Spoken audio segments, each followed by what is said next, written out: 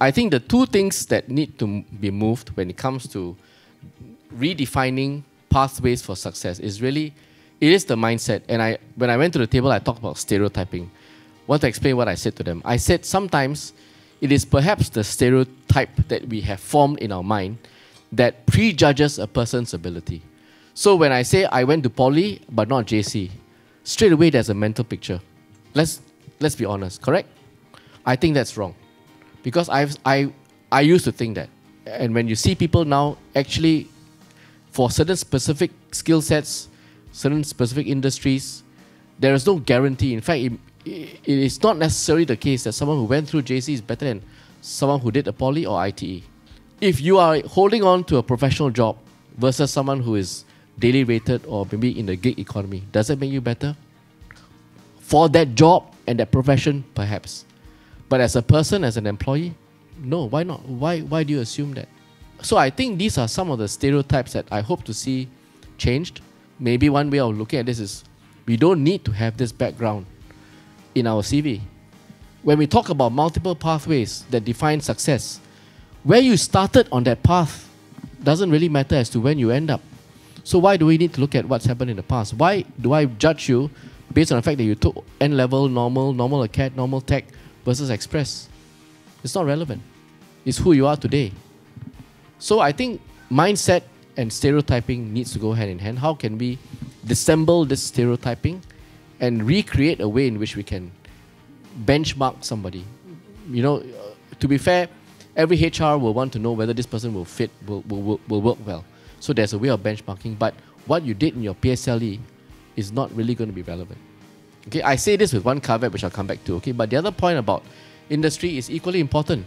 So for us to embrace this, it needs industry to accept that when we interview people, we interview candidates, we talk to them, we promote them, it is from that slate. You must look at not the background, but who they are today. The one caveat I had just now was this.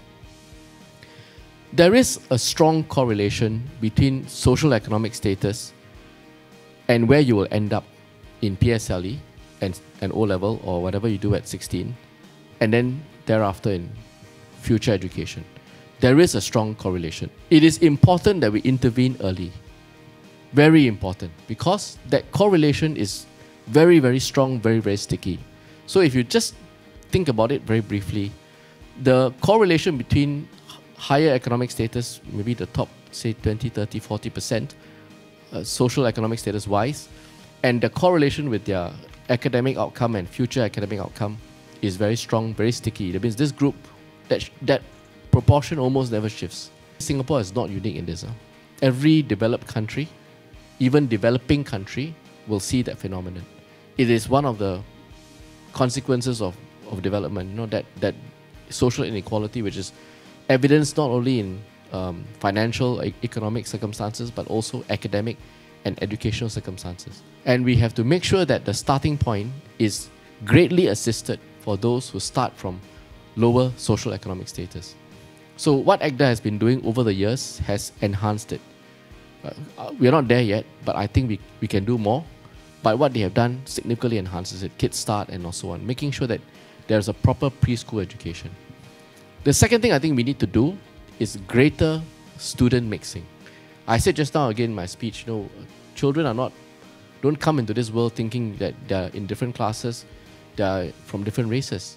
So I think we have to socialize this a lot more. We have a system in school where it is by merit, and I understand that, and I think it's not so easy to break that paradigm. But we can do mixing in a number of ways. We can do mixing in CCAs, for example. Bring the kids together. We can do it in sports, in national school games. It doesn't matter whether you are, what background you live in, what flat or what landed property. As long as this boy is able to put the ball in the net and score the goal, I mean, you are the hero.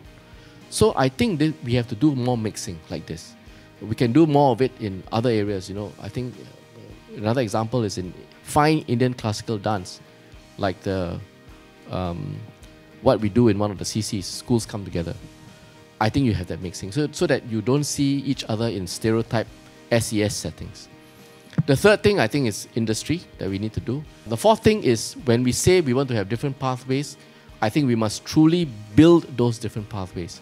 We have achieved one of them by having the Arts University. I think it's a big thing.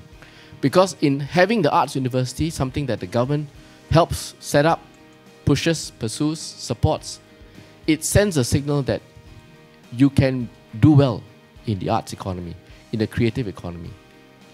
What about something similar in sports? Can we do something similar in sports? Right? And say that there are different pathways, because some of the boys and the girls who don't do so well in school, they really can have a career in sports, even if not as an elite athlete, but as an adjunct to the athletes. Our top tier athletes need a whole range of support today, from food science to nutrition to physiotherapists, sports psychology, and so on, biomechanics and all that. So we have to broaden our horizons and make, when we say more pathways, we actually have to create those more pathways and stand behind it and support it.